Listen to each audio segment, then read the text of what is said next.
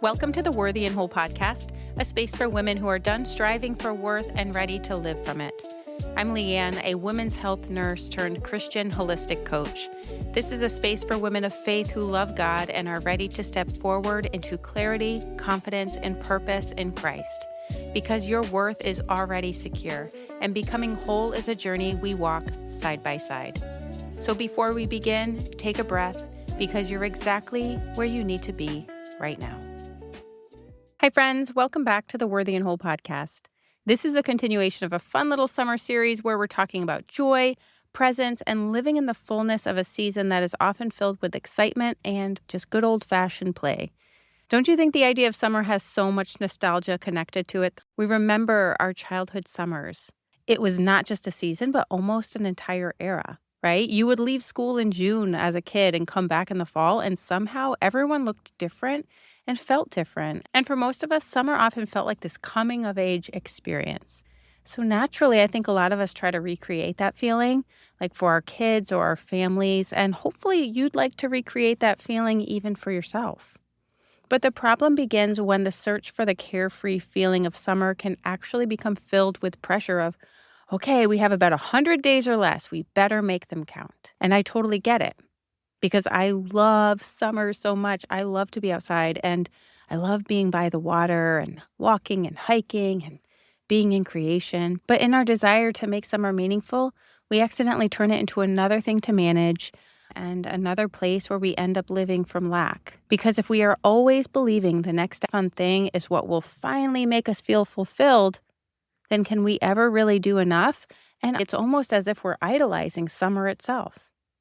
So based on what I've learned so far, a fulfilling summer is not about the plans or the activities. Because by the time August comes around, instead of feeling refreshed and renewed, we can feel kind of run through and still not really knowing where the summer went. We might even find ourselves craving routine again because at least that chaos is somewhat predictable. And I know that feeling so well because when my kids were younger, I loved doing beach days with them and the sleepovers and stuff like that.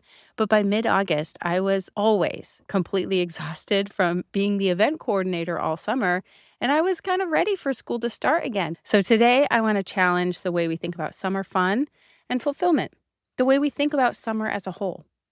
Because what if the most fulfilling summer of your life does not come from doing more, but from who you spend it with?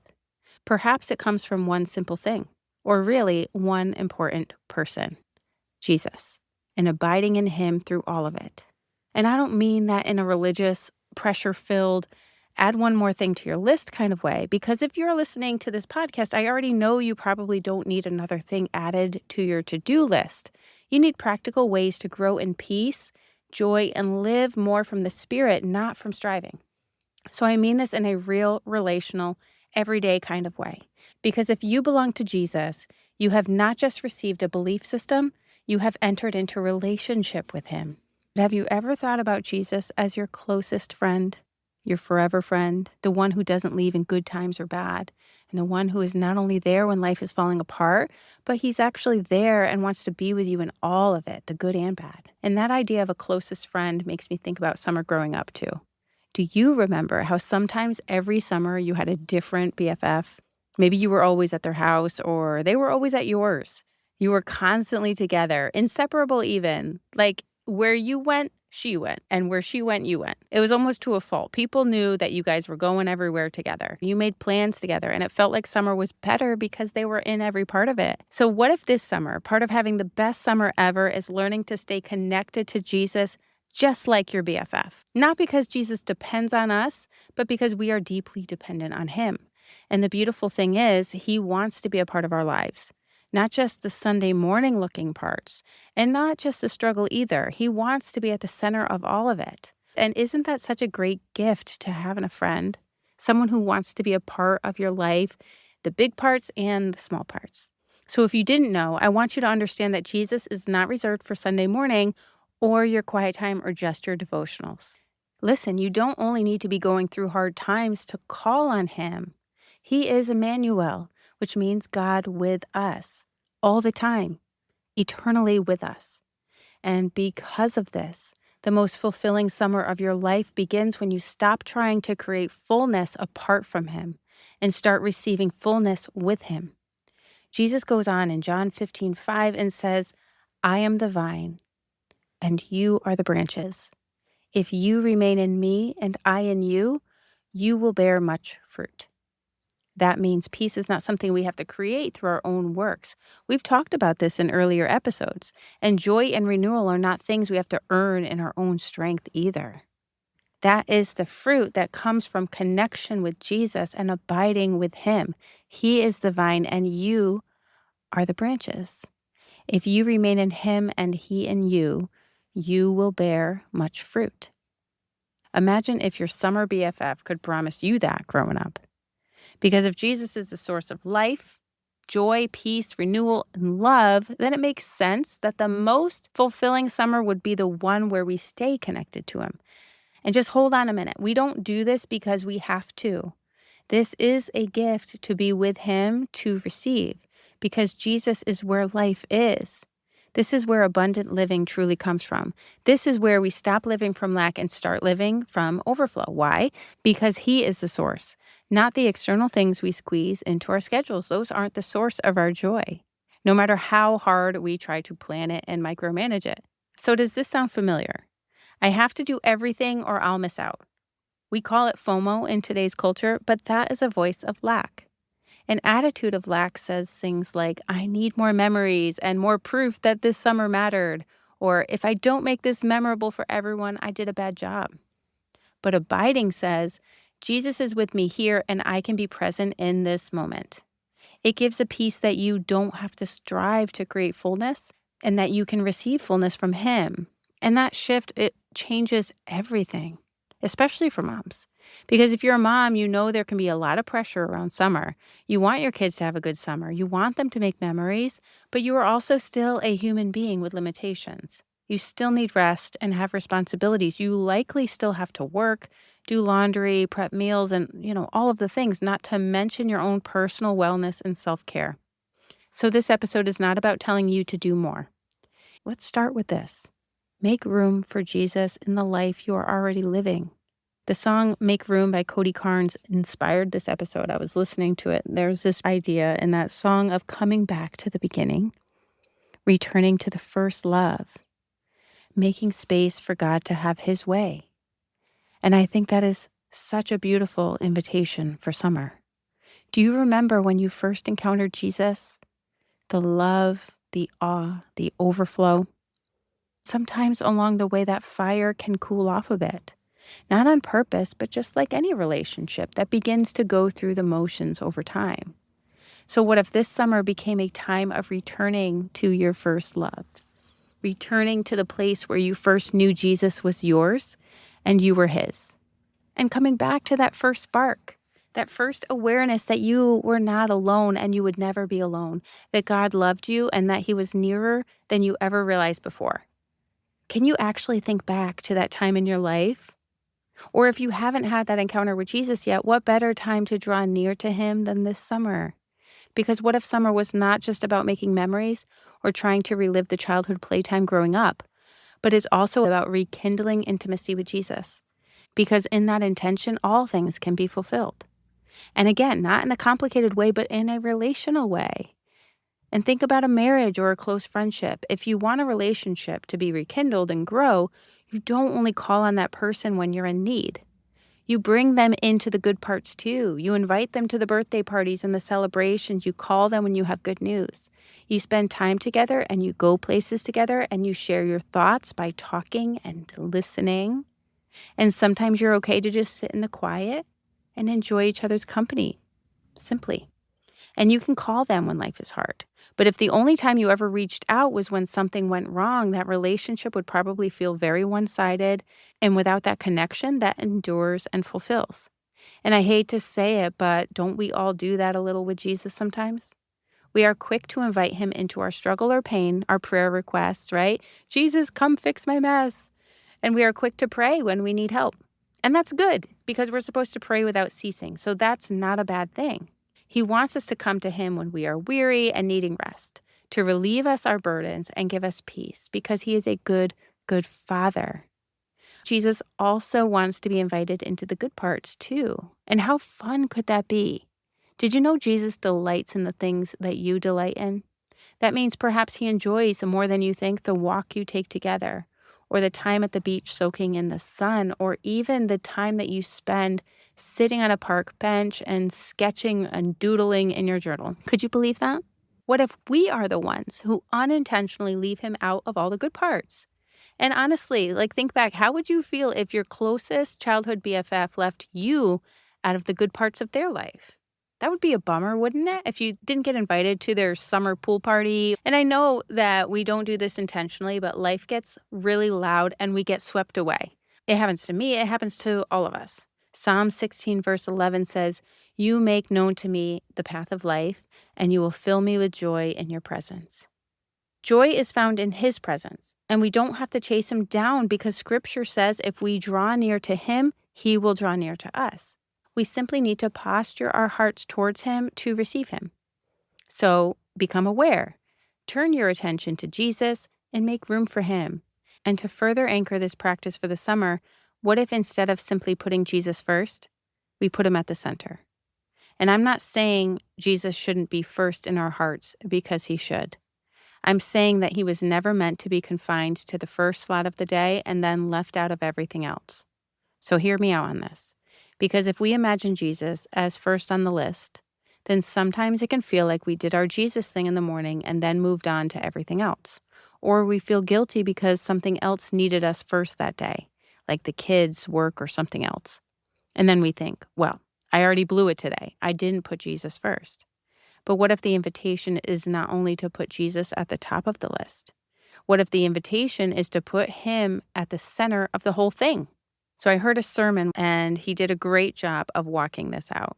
He said, imagine your life like a dresser with different drawers. There's a family drawer, the work drawer, marriage drawer, a health drawer, the emotional drawer. You get the idea. There's all these drawers.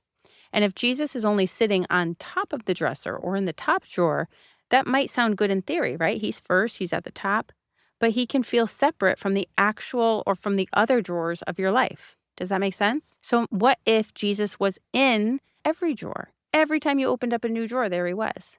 He's at the center of it all. He's not separate from your summer plans, but he's in them.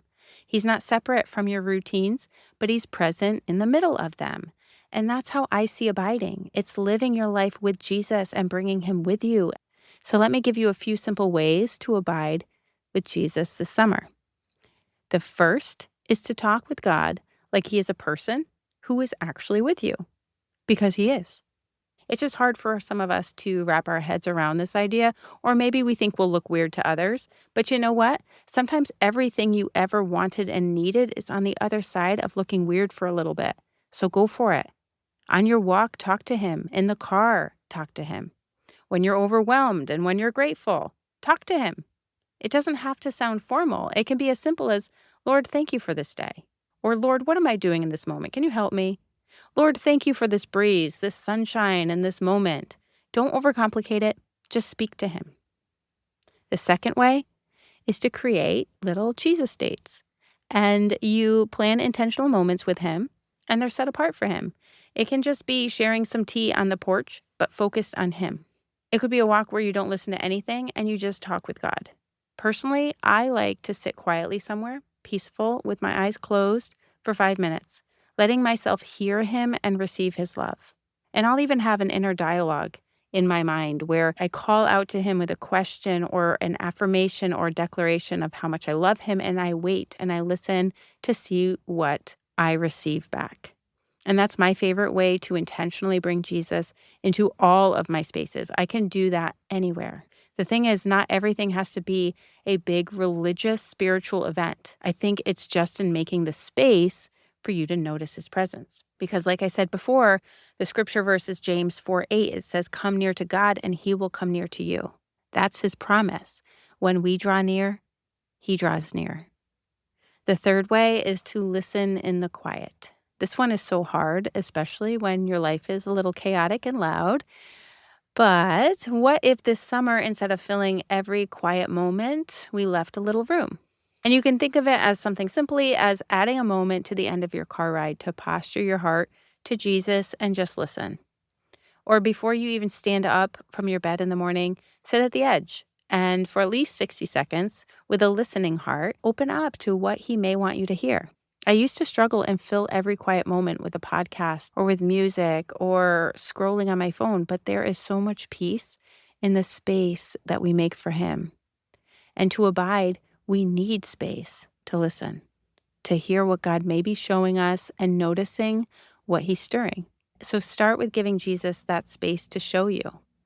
And my favorite way this summer to really abide in the Lord and give him all the praise is to let his creation back you up in worship for him. This is big because, I connect with the Lord so deeply outside. I've had visions and healings on long nature walks. Like I'm talking about go out into the woods for 2 or 3 hours, bring your phone or don't bring your phone. Definitely stay on the trail, make sure you're safe. And I can't explain it other than being among the beauty of what he made and how it brings me back to him in a very real, tangible way. Creation reminds me of his creativity, his sovereignty over everything, and how generous he truly is. And when I'm walking, I can make the intention to imagine that he's walking alongside with me. This helps me to make room to listen and envision his nearness. So maybe for you, abiding this summer looks like taking your ordinary walk and turning it into a conversation with Jesus. That doesn't add anything new. It takes something that you already do and brings Jesus into it. And we don't have to include Jesus in what we do, but we get to. It's an invitation to always. And the final way I want to help you abide in Jesus this summer and make him more of your BFF is to bring Jesus into all the good moments, not just the hard ones. When something beautiful happens this summer, pause and acknowledge him in it. When your child laughs, think of his love. When your food tastes good, think of his goodness. When the breeze hits your face, think of his presence all around you. And when you feel peace, reflect on his mercy. Because when we bring Jesus into the good moments, our gratitude grows, and gratitude changes the way we experience our lives. It trains us to look for what is good, what is lovely, what is true, and what is already right in front of us, right? We talked about this in the last episode. Instead of trying to squeeze joy out of every moment, almost like white knuckling it, we start realizing joy is already available in him. It's so cool. So the question this summer is not, how can I fit it all in? How can I squeeze as much joy from this summer and have the best summer ever? Instead, ask, how can I stay connected to Jesus in what is already here? How can I bring him into this day with me? How can I notice him more in these moments? And how can I make room for him in these plans? Give him a seat at your table, so to speak. Because a full summer is not always the most fulfilling summer. The most fulfilling summer is the one where you become more aware of God with you, where you stop leaving Jesus out of your ordinary life. So take him with you on vacation. Take him with you into the everyday. You're invited to do both. Let Jesus be at the center of all that you do, and let him be the source you stay connected to. He is the vine, and your life grows from him. He is the source of the fruit, the peace, joy, love, the patience, the goodness, all of it. Step into this summer and take me up on the invitation to make room and ask Jesus, where do you want to meet me this summer? And then pay attention. He may meet you on a walk or by the water. He may meet you in the middle of a loud, chaotic, fantastic family day. And perhaps he'll meet you in the moment you almost rushed past and least expected. That is how we stop trying to force and start receiving the fullness of God. So no, the best summer of your life is not found in doing all the summer things or even doing one really amazing thing. Don't let comparison fool you. Don't let someone else's Instagram story or reel fool you. You've been there, you've done it all, and you still may have walked away feeling like your summer wasn't enough, you didn't do enough. Because I think the most fulfilling summer is found in letting Jesus become your closest companion, your BFF, so to speak, and putting him at the center day by day, moment by moment. So, my friend, I hope this episode gave you permission to breathe a little this summer. You don't need to chase more experiences. What we all need is to make more room for him. We need to intentionally bring him with us wherever we go, because it's not really about the plans. It's about the person, Jesus. And maybe this will be the summer you look back on and realize you didn't just make more memories or relive some of that childhood nostalgia. While that is good, that's not the secret. Because when you were a child, you had the best, easy breezy summers simply being and enjoying what was right in front of you. So perhaps this will be the summer you release the pressure to do it all and grow closer to Jesus than you've ever been before with an easy, breezy, childlike mindset. And that is the kind of fullness that changes your life. Thank you for being here, my friend, and have a wonderful summer with Jesus. I'll see you next time. If this episode resonated with you, I'd love for you to share it with someone who might need it and leave a review so more women can find the space. And I want to leave you with this. We don't always know where life will be 6 months from now, but we do get to choose who we become in the middle of it. We get to choose whether we stay in the same cycles or whether we step into support and allow something new to grow. So if you've been listening, feeling something stir, but continuing to stay on the edge of it, I want to gently challenge you. Staying stuck is still a decision. And maybe this is your moment to make a different one. Head over to crosswindscollab.com and book a conversation to learn more, or find out about how you can connect with me in the show notes. I'd be honored to walk with you. Thank you for being here, and we'll see you next time.